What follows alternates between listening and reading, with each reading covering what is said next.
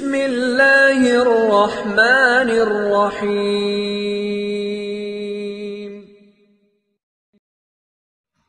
بسم اللہ الرحمن الرحیم وبہ نستعین۔ نسیم صبح کا پیغام لے کر حاضر خدمت ہے۔ آج ان حضرات سے متعلق بات کرنا چاہیں گے جو کہتے ہیں کہ پہلے ہماری تعداد درود شریف کی بہت بڑھ گئی تھی اور اب پچھلے کچھ وقت سے ہماری تعداد گھٹ گئی ہے یا گھٹتی جا رہی ہے، تو اب ہم کیا کریں؟ ان حضرات سے متعلق آج بات کرنا چاہیں گے۔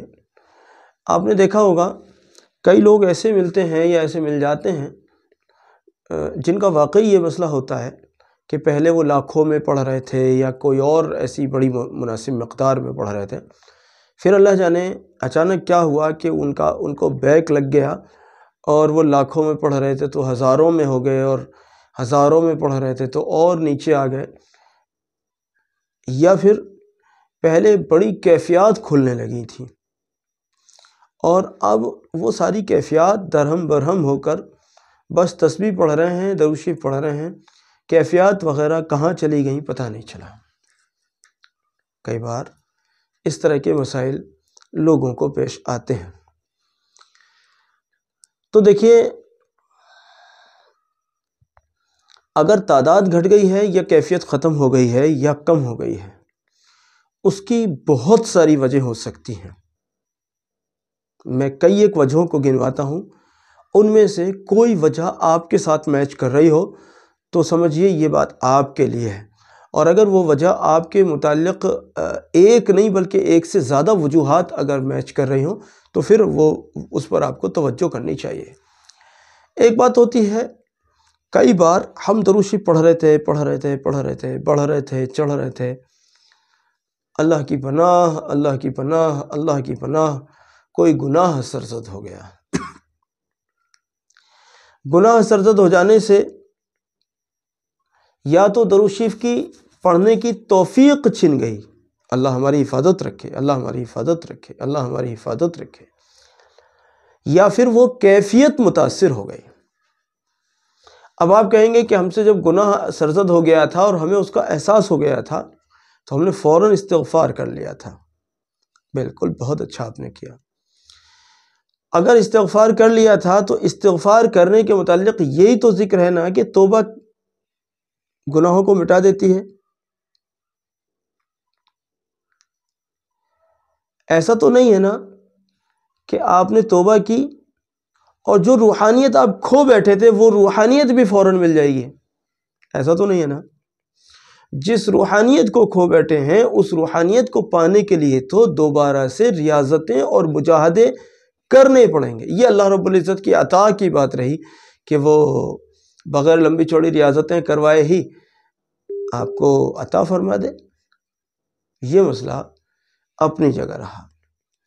بہرحال ایک اور وجہ ہوتی ہے، کئی بار ہمارے جن استاد محترم کے ذریعے سے ہم یہاں تک پہنچے، کئی بار ہم ان سے بدظن یا بدگمان ہو جاتے ہیں، کئی بار ان سے بدگمانی کر بیٹھتے ہیں۔ اور یاد رکھیے گا، استاذ گرامی سے، اپنے استاد سے بدگمان ہو جانا یہ الٹی گنتی شروع کرا دیتا ہے، الٹی گنتی شروع کرا دیتا ہے۔ اس لیے اپنے استاد سے کبھی بھی بدگمان نہیں ہونا ہے۔ اگر کوئی گناہ ہو گیا ہے، یہ ہم انسان ہیں، ہو جاتا ہے کچھ نہ کچھ، تو ہمیں استغفار بھی، اپنے درود شریف کے ساتھ ساتھ ہمیں استغفار بھی شامل کرنا چاہیے، استغفار بھی شامل کرنا چاہیے۔ اور اگر استغفار بالکل سرے سے آپ کر ہی نہیں رہے تو یہ بالکل غلط بات ہے۔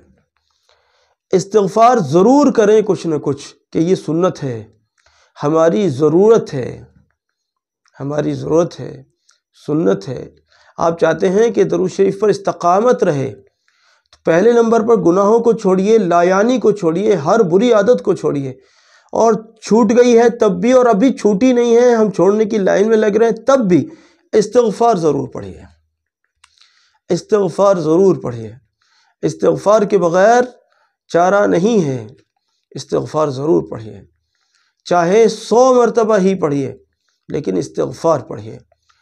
اور اب گناہوں کو چھوڑنے کے ساتھ ساتھ اب درود شریف پڑھیے، اور تھوڑا سا ہاتھ اٹھا کر اللہ رب العزت کی خوشامد کیجئے، اللہ میرے درود شریف کو قبول فرما لیجئے۔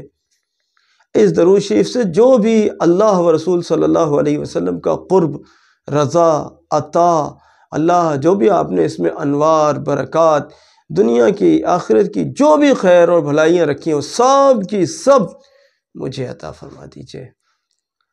اور بلکہ آگے بڑھ کر کہیے، اللہ میری نسلوں کو بھی عطا فرما دیجئے، اور اللہ ساری امت میں ان ساری بھلائیوں کو تقسیم کر دیجئے جو آپ نے اس میں رکھی ہیں۔ ساری امت کے حق میں مانگیے، تاکہ امت کے حق میں مانگنے سے آپ مقرب عند اللہ و عند الرسول ہو جائیں صلی اللہ علیہ وسلم، کہ اللہ و رسول صلی اللہ علیہ وسلم کے مقرب ہو جائیں۔ تو ایک تو لایانی سے بچنا ہے، گناہوں سے بچنا ہے، اگر بچ گئے ہیں تب بھی، اور اگر نہیں بھی بچ پائے ہیں، ابھی شروعات ہی آپ نے کی تب بھی استغفار کو ضرور لازم پکڑیں۔ دوسری بات، آپ کے استاذ جن سے آپ نے کچھ بھی سیکھا ہے، بطور خاص بات درود شریف کی ہو رہی ہے، تو جن استاذوں سے آپ نے درود شریف سیکھا ہے وہ استاذ آپ سے ناراض نہ ہو، آپ ان سے ناراض نہ ہو۔ اگر کسی بات پر خدا کی پناہ اگر انبن ہو گئی ہے تو ان سے معافی مانگ لیجئے اور اپنے دل کو صاف رکھیے، ان سے معافی مانگ لیجئے، اپنے دل کو صاف رکھیے۔ ایک اور آخری چیز، اگر آپ کو کچھ مشاہدات ہونے لگے ہیں، کچھ بھی ہونے لگا ہے، آپ کی دعائیں قبول ہونے لگی ہیں، سفر کی مسافت آپ کے لیے کم ہو گئی ہے، آپ کے رزق میں برکت ہو گئی ہے، یا آپ کو زیارت رسول صلی اللہ علیہ وسلم کثرت سے ہونے لگی ہے، یا کچھ بھی مطلب ہونے لگا ہے، کچھ بھی ہونے لگا ہے، اس کو بہت زیادہ لوگوں میں شیئر کرنے کی فکر نہ کریں، اس چکر میں نہ پڑیں کہ میں ساری دنیا کو بتاؤں۔ لوگوں کو موٹیویشن ملے گا، لوگوں کو تو موٹیویشن ملے گا مگر آپ کو ختم کر دے گا یہ دوسروں کو بتانا۔ بہت بتانے کا شوق ہے، بس اپنے استاذ کو بتا دیجئے اور چپ ہو جائیے، اسی میں خیریت ہے، اسی میں عافیت ہے۔ امید کرتا ہوں آج کی مختصر کلپ کے اندر جو ان لوگوں کے لیے ہم نے جو ذکر کیا ہے جن کی تعداد پہلے بڑھ گئی تھی اب گھٹ گئی ہے، جن کی کیفیات پہلے بہت ہو گئی تھیں اور اب وہ گھٹ گئی ہیں، امید ہے ان کو یہ میری مختصر سی باتیں ضرور سمجھ آئی ہوں گی، اور ان چیزوں سے فائدہ اٹھائیے۔ اور بھی بہت سی وجوہات ہو سکتی ہیں، یہ بعض ایک باتیں اس وقت میرے ذہن میں تھیں، وہ میں نے آپ سے عرض کر دیں۔ جزاک اللہ، آپ نے سنا، میری باتوں کو دوسروں تک پہنچایا بھی کریں، اور درود شریف کثرت سے پڑھنے کی کوشش بھی کیا کریں، میرے لیے بھی دعا کیا کریں، ساری امت کے لیے دعا کیا کریں۔ بارک اللہ تعالی۔ السلام علیکم ورحمۃ اللہ وبرکاتہ۔